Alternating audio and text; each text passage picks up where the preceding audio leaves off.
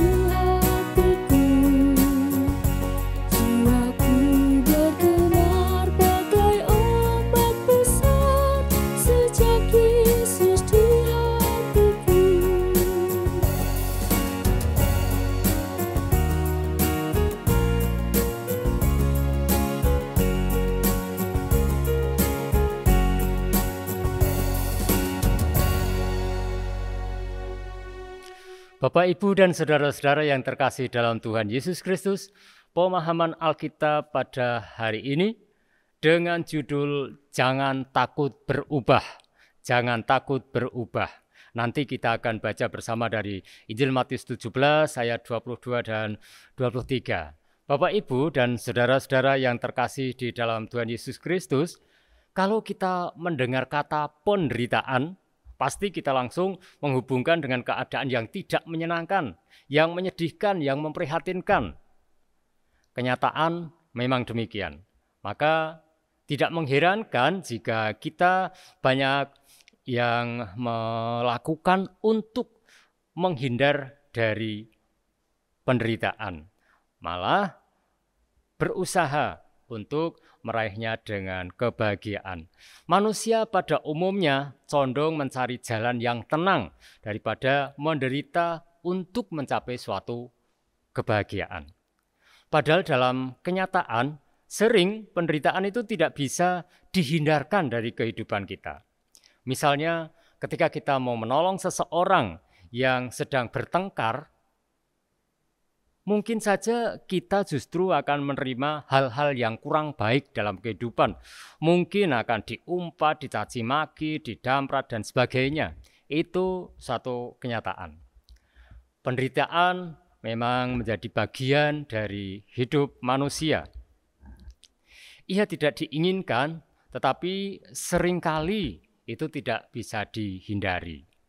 Ada banyak jalan menuju kemuliaan, akan tetapi Tuhan Yesus justru memilih jalan penderitaan karena Tuhan Yesus melihat bahwa jalan penderitaan itu adalah jalan menuju kemuliaan. Saudara-saudara yang terkasih di dalam Tuhan Yesus Kristus, Bapak Ibu dan saudara juga yang berada di sini, coba kalau misalnya kita diminta untuk memilih hidup, itu lebih memilih hidup yang damai atau hidup yang menderita? Damai, pasti saya juga setuju demikian. Pasti pada umumnya kita akan menjawab hidup damai. Karena memang tidak ada orang yang ingin hidup menderita. Tetapi kalau kita dihadapkan pada kenyataan bahwa hidup itu harus menderita, nah pertanyaannya sekarang begini, untuk menggapai jalan penderitaan itu, kita memilih jalan yang baik untuk menggapai itu, ataukah jalan penderitaan dengan cara yang tidak baik? Ini pertanyaan ini dulu. Saya minta pendapat dulu ini, Pak Daniel. Bagaimana menurut pendapat panjenengan? Untuk menggapai jalan ini, tentunya kalau disuruh memilih ya memilih menderita tapi baik gitu kan. Oh iya ya. Bagaimana itu keterangannya atau mungkin contohnya Pak Daniel? Menderita tapi baik itu ya berarti sekalipun kita dicaci maki, tapi kita ya tetap masih dalam tidak terlalu dibenci gitu loh Pak. Ya, apakah Pak Daniel pernah merasakan hal itu? Pernah Pak. Pengalaman hidup justru saya tahun 90-an itu ketika saya mengenal istri saya karena beda iman, itu saya mengalami penderitaan fisik maupun penderitaan mental Pak. Gitu. Ya. Karena memperjuangkan iman. Gitu ya. Tapi pada dasarnya bahwa penderitaan itu ketika kita jalani dengan kita seperti ajaran Tuhan Yesus, menderita untuk menjadi baik, untuk menjadi penderitaan itu kita dalam maksud menderita, tapi pada dasarnya nanti kita akan dimenangkan oleh Tuhan Pak. Oh, Pak Daniel yakin itu ya? Iya. Oke, terima kasih Pak Daniel. Jadi memilih menjalani dalam jalan yang benar, jalan yang baik sekalipun dalam penderitaan begitu. Terima kasih. Baik, Bapak Ibu dan saudara-saudara, kita akan melanjutkan. Bagaimana kita dapat memahami jalan penderitaan yang dipilih oleh Tuhan Yesus itu, dengan kita akan belajar dari Injil Matius bab 17 ayat 22 sampai ayat 23. Kita akan baca bersama. Mas Damar akan membacakan untuk kita semua. Mari Mas Damar bacakan Matius 17 ayat 22 sampai 23. Silakan. Matius 17 ayat 22 sampai 23. Pemberitahuan kedua tentang penderitaan Yesus. Pada waktu itu, Yesus dan murid-muridnya bersama-sama di Galilea. Ia berkata kepada mereka, "Anak manusia akan diserahkan ke dalam tangan manusia, dan mereka akan membunuh dia, dan pada hari ketiga ia akan dibangkitkan." Maka hati murid-muridnya itu pun sedih sekali. Amin. Terima kasih Mas Damar dan Bapak Ibu, saudara-saudara yang terkasih dalam Tuhan Yesus Kristus. Kita akan bahas ayat-ayat ini tadi, kita pelajari dengan judul tadi, jangan takut berubah. Saudara-saudara yang terkasih dalam Tuhan, ada seorang tokoh bernama Mohandas Karamchand Gandhi, gelarnya Mahatma, artinya jiwa yang besar Gandhi. Adalah seorang pengacara di Afrika Selatan, yaitu bagian dari negara persemakmuran kerajaan Inggris, di mana ia mengalami diskriminasi ras yang dinamakan apartheid. Gandhi juga melihat dan mengalami diskriminasi yang diderita oleh kaum minoritas di India. Di Afrika Selatan, Gandhi mulai mengembangkan filosofi satyagrahanya, yaitu tindakan sosial tanpa kekerasan. Ia mengatur kampanye ketidakpatuhan sipil dan pawai perdamaian. Berulang kali ia ditangkap dan pada tahun 1908 ketika usianya hampir 40 tahun, Gandhi dipenjara untuk yang pertama kalinya dan berada di penjara selama 7 tahun.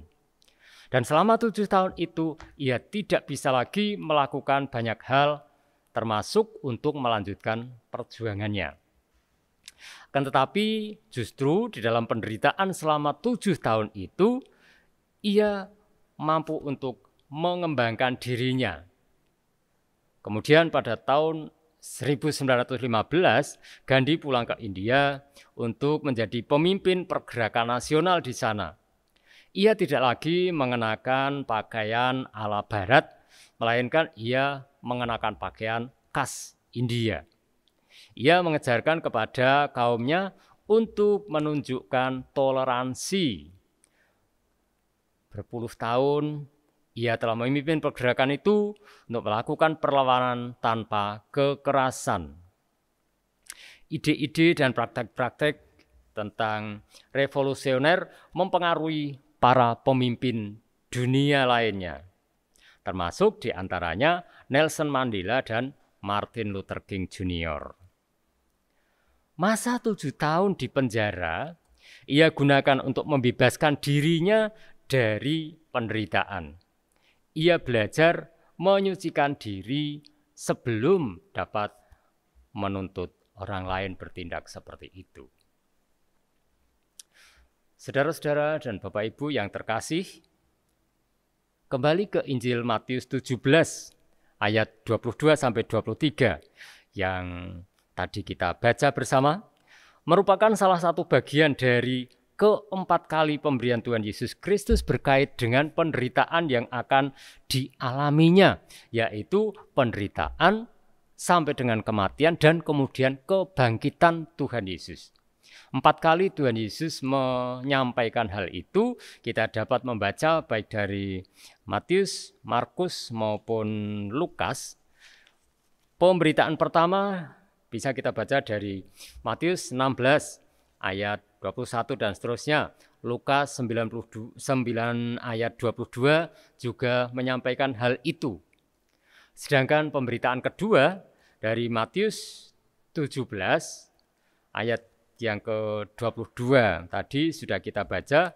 Demikian juga Injil Lukas memberitakan di dalam Lukas bab 18 ayat 31 sampai 34. Sedangkan pemberitaan yang ketiga, Injil Markus mengatakan dari bab 20 ayat 18 sampai 19, kemudian Markus bab 10 ayat 32 sampai 24. Lukas juga menyampaikan hal ini di Lukas 18 ayat 18 sampai 31.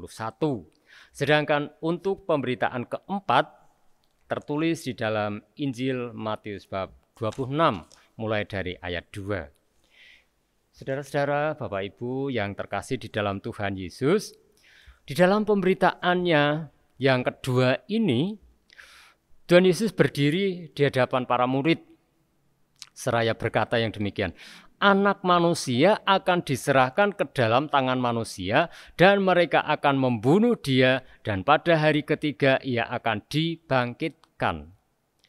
Mendengar hal itu murid-muridnya menjadi sedih sekali. Pertanyaannya, apa yang mendasari Tuhan Yesus memberitakan kedua kali tentang penderitaan yang akan dialami kepada murid-muridnya? Dalam Injil Matius bab 17 ayat 1 sampai 12, Tuhan Yesus mengalami peristiwa perubahan rupa. Tuhan Yesus menjadi terlihat sangat mulia dengan wajah yang bercahaya bersinar bagaikan matahari, berpakaian putih berkilauan. Yang peristiwa itu kita kenal dengan peristiwa transfigurasi. Beberapa minggu yang lalu kita mengikuti ibadah dengan tema ini. Peristiwa transfigurasi ini menjadi simbol pilihan dan ketetapan Allah terhadap Tuhan Yesus Kristus. Tentang kemunculan Musa dan Elia, ini merupakan simbol hukum Taurat dan para nabi. Sedangkan suara Allah adalah merupakan legitimasi penggenapan dari hukum Taurat dan nubuatan para nabi. Peristiwa itu menjadi penegasan tentang siapa Yesus sebenarnya dan apa karya penyelamatan yang akan dilakukan oleh Tuhan Yesus. Sekaligus ini juga sebagai penegasan bahwa jalan kemuliaan yang diberikan oleh Allah ditempuhnya dengan jalan penderitaan. Maka Tuhan Yesus untuk kedua kalinya memberitakan penderitaan itu kepada para murid. Hal itu dilakukan agar mereka dapat memahami tentang kebesaran Tuhan melalui karya penderitaan, kematian, dan kemudian kebangkitannya. Ini mengapa Tuhan Yesus menyampaikan itu tidak hanya sekali kepada para murid. Bapak, Ibu, dan saudara-saudara terkasih, namun seperti yang tertulis di dalam ayat 23 tadi dikatakan bahwa hati murid-muridnya itu menjadi sedih sekali. Sedangkan di dalam Markus 9 ayat 30 sampai 32 dikatakan mereka tidak mengerti perkataan itu, namun dengan segan atau enggan menanyakan kepada Tuhan Yesus. Demikian juga yang tertulis di dalam Injil Lukas bab 9 ayat 43 sampai 45. Bisa jadi kalau di mix ini situasi yang dialami oleh para murid itu kita mendapatkan gambaran karena tidak mengerti apa maksud perkataan Tuhan Yesus, kemudian segan untuk menanyakan sehingga hanya dengan kesedihan mereka dapat mengungkapkannya. Itu sebabnya di ayat yang ke-23 tadi, hati para murid itu menjadi sedih sekali. Ya. Bagaimana tidak sedih? Juga karena mereka tahu bahwa Yesus itu adalah orang yang dikasihi, orang yang disanjung, orang yang sangat dihormati, kemudian akan mengalami penderitaan sebagaimana disampaikan dalam perkataan Tuhan Yesus tadi. Padahal euforia para murid adalah mendukung Tuhan Yesus memenuhi janji mesianisnya, yaitu mendirikan kembali tahta kerajaan Daud. Sehingga sekalipun Tuhan Yesus menyinggung tentang kebangkitan dalam perkataan itu, namun mereka itu seakan tidak dapat menangkapnya sebagai sebuah kegembiraan atau harapan baru dan alternatif baru tentang kemuliaan. Yang mereka tangkap adalah tentang penderitaan, kematian, penderitaan, kematian. Sedangkan tentang kebangkitannya mereka tidak menangkapnya sebagai suatu hal yang menggembirakan. Saudara-saudara yang terkasih di dalam Tuhan Yesus Kristus, mereka tidak mampu menangkap karena penderitaan adalah sebuah kegagalan misi untuk menegakkan kerajaan Israel. Bisa saja para murid itu telah menggalang kekuatan dari banyak orang yang sudah setia mengikut Tuhan. Upaya untuk mendukung pemenuhan janji mesianis akan sangat mungkin dilakukan dengan cara merekrut orang-orang Israel lainnya untuk memuluskan jalan Yesus naik tahta. Murid-murid Yesus dalam segi fisik dan semangat hidup berada pada tingkatan yang demikian. Mereka adalah orang-orang paruh baya yang berani berkonfrontasi untuk sesuatu yang ingin dicapai atau diraihnya. Ada seorang dokter yang menggeluti ilmu psikiatri dan mengembangkan minatnya pada gangguan-gangguan psikotik, khususnya pada orang dewasa, yaitu Carl Gustav Jung. Menurut Jung, pada usia paruh baya hidup pertama, orang dewasa itu masih mengandalkan diri pada tujuan-tujuan dan nilai-nilai yang hendak diraihnya.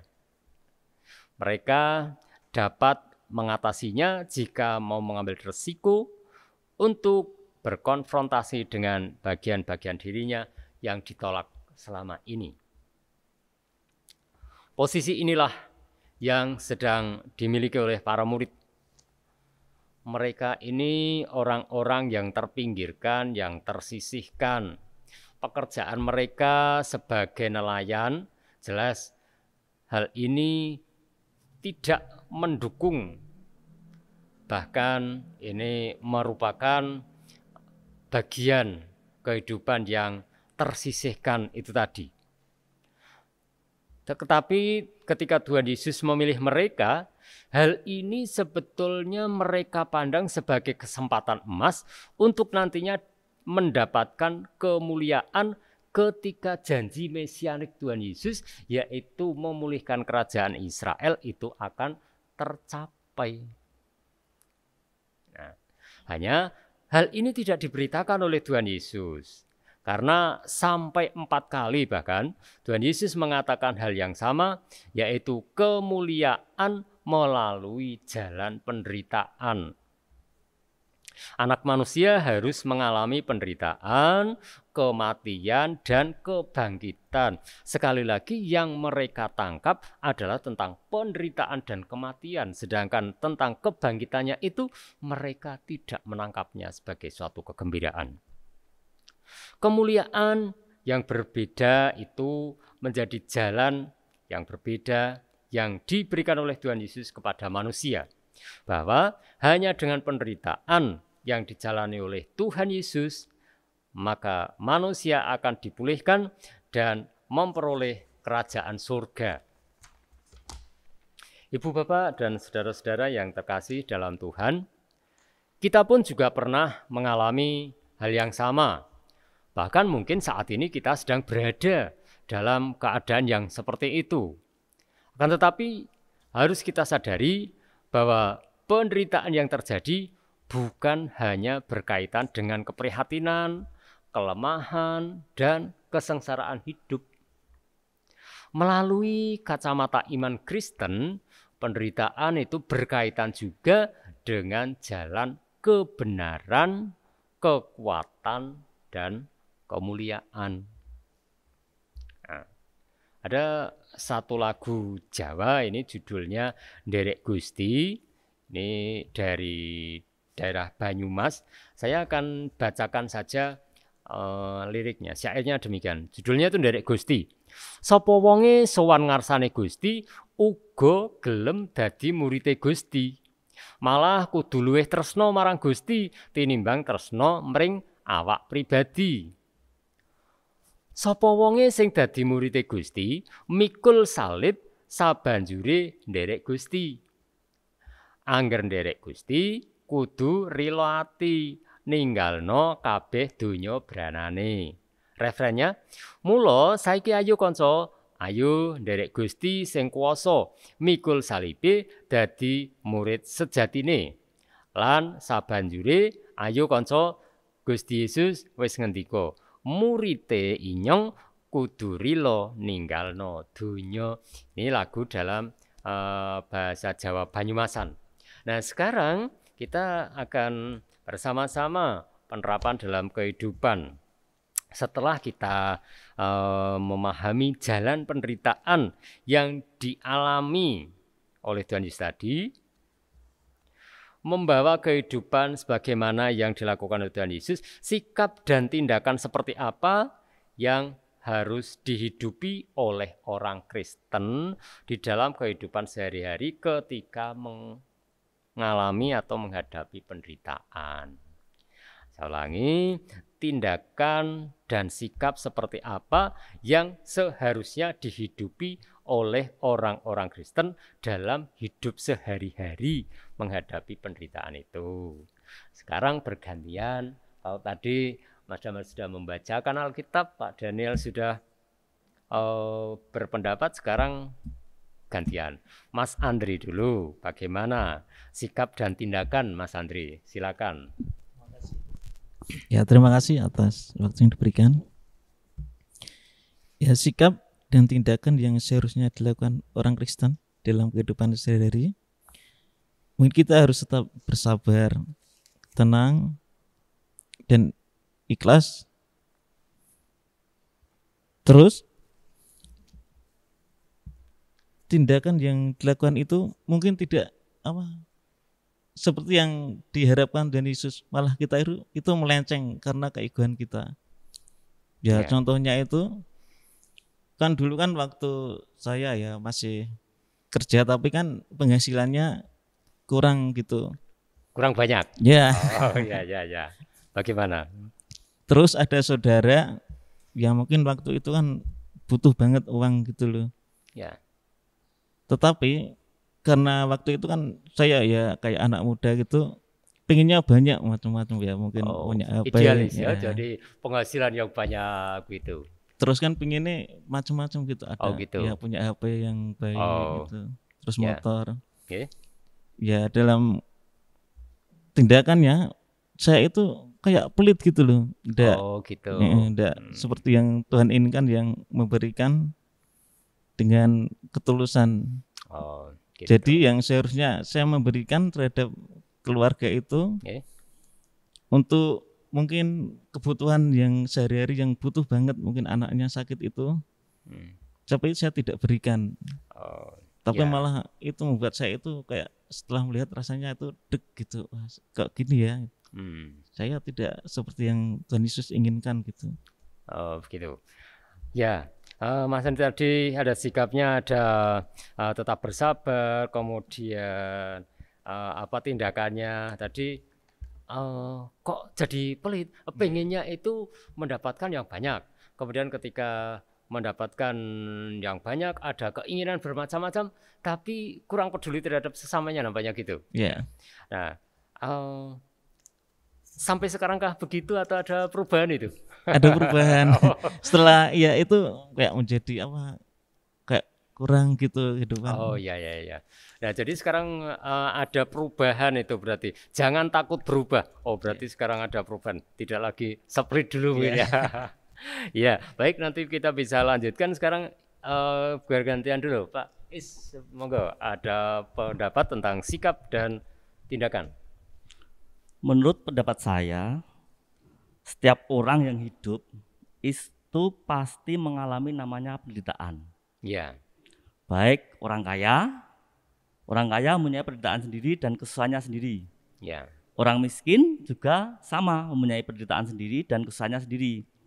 Dan juga ada orang tua, itu juga mempunyai kesusahan sendiri. Orang dewasa mempunyai kesusahan sendiri, sedangkan anak-anak juga pasti mempunyai penderitaan dan kesusahan sendiri. Nah, menurut hemat saya, penderitaan itu dibagi menjadi dua. Ada dua? Iya. Apa itu, Pak? Penderitaan yang kita sengaja. Dan yang kedua yaitu penderitaan yang tiba-tiba atau yang disebut juga musibah. Berarti tidak disengaja yang ini? Iya. Ada penjelasan bagaimana itu tentang sengaja tidak sengaja atau contohnya dan sebagainya? Contoh yang disengaja itu banyak, Pak. Dalam kehidupan sehari-hari itu banyak sekali, Pak. Saya ambil contoh satu saja. Misalkan kita itu punya penyakit MAH. Kita berobat ke dokter sudah ngasih wejangan atau anjuran jangan makan yang pedas, kecut atau asam. Nah, kita pulang, kita minum obat itu dan semakin lama kita semakin baik. Nah, tetapi karena keinginan kita, setelah kita membaik, kita pengen jadi makan-makan yang harusnya itu kita hindari, kita makan. Sehingga penyakit kambung kita itu malah semakin parah. Oh, berarti yang seperti itu termasuk kesengajaan. Iya, menurut saya seperti itu. Oke. Kita sudah tahu, tetapi kita masih dablek untuk melakukan hal itu lagi. Seperti itu, kita lakukan berulang-ulang. Seperti itu. Ya. Sedangkan yang tidak sengaja atau tadi musibah tadi? Ya, itu kalau musibah setiap orang kan pasti mengalaminya. Misalkan kita di jalan, kita sudah hati-hati, kita jatuh kecelakaan seperti itu, tabrak dari belakang, padahal kita sudah hati-hati seperti itu. Nah itu namanya musibah, seperti itu Pak. Oh, itu termasuk juga penderitaan. Iya, Ya. misalkan kita merasakan sakit, merasakan tidak enak di badan, kadang kita juga masuk rumah sakit, kita membutuhkan biaya sehingga itu banyak pengorbanan yang kita keluarkan seperti itu Pak. Ya. Nah, dalam hal ini adakah kemudian tindakan yang perlu kita, sikap atau tindakan yang seharusnya kita jalani dalam kehidupan sehari-hari? Ya, bisa Pak. Seperti dalam bacaan yang di atas tadi, sikap kita dalam menghadapi penderitaan itu kita dapat belajar dari penderitaan itu sendiri Pak. Kita dapat belajar dari penderitaan itu, kita belajar berserah kepada Tuhan walaupun itu mungkin tak sengaja, kita belajar berserah kepada Tuhan, kita mendekatkan diri kepada Tuhan, dan kita mencari pertolongan yang pertama-tama itu kepada Tuhan. Sikap apa yang kita ambil ketika kita mengalami hal-hal tersebut. Iya. Jadi tadi baik itu karena kesengajaan atau ketidaksengajaan, kita dapat belajar dari peristiwa di dalam kehidupan itu.